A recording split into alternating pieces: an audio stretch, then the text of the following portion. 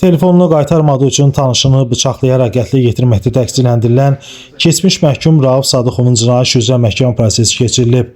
Bakı Azərbaycan Məhkəməsinin hakimi Hafiz Kamranovun sədrliyi keçirilən prosesdə dövlət ittihamçısı Fuad Musayev ittiham aktını elan edib. Daha sonra ifadə vermək üçün söz Rauf Sadıqova verilib və o özünə elan edilmiş ittihamla qismən təqsirli bilib. Elsəvəri 15 ilə yaxındır ki tanıyıram. Bir məhəllədə böyümüşük. Dekabrın 26-sında zəng edib onunla bir yerə qədər getməyimi istədi. Mən narkotik almağa getdiyimizi bilmirdim. O mənə bu barədə heç nə deməmişdi. Bunu ancaq tutulanda bildim. Taksi ilə getdik. Elsəvər Ramin adlı tanışı ilə gəlmişdi. Qaydanda bunlar düşdülər. Bir də baxdım telefonum yoxdur. Telefonu Raminin uğurladığını anladım. Elsəvəri çağırıb dedim ki bu adamı mən tanımıram və onu sən gətirmisən. Bildirdim ki ədəbi ilə telefonumu gətirib qaytarsan. Tanımadığım biri ilə üzgöz olmaq istəmirdim. Odur ki Elsəvərlə Raminə danışmağa şərait yaransın deyə qırağa çəkildim.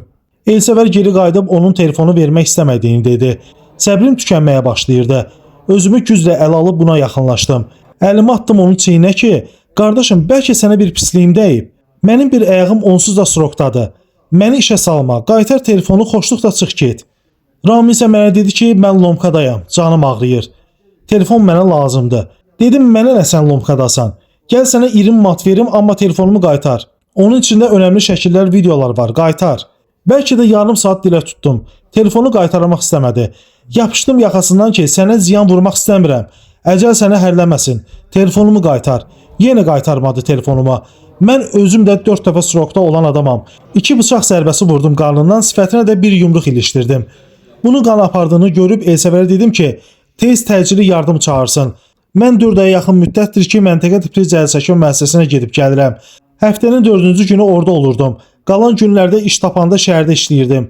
Hadisə günü mən məntəqə tipli cəzaçəkmə müəssisəsinə qayıtmalı idim. Amma yol pulum olmadığına görə gedə bilmədim. Zəng edib rəisə durumu bildirdim. Dedi, eyb yox, amma tezdən burada olmalısan.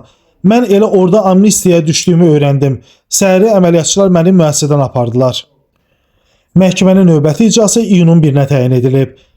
Qeyd edək ki, hadisə 2025-ci ilin dekabrında Xətai rayonu Enzeys qəsəbəsində baş verib. Belə ki, 1980-ci il təvəllüdlü Ramin Qarayev aldığı bıçaq xəsarətlərindən ölüb. Hadisənin şəxsi münasibətlər zəminində baş verdiyi müəyyən edilib. Onu qətlə yetirməkdə şübhəli bilinən 1994-cü il təvəllüdlü Rauf Sadıqov polis əməkdaşları tərəfindən saxlanılıb.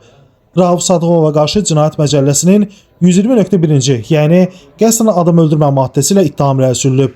Orxan Rasifoğlu, məhkəmə xəbərləri.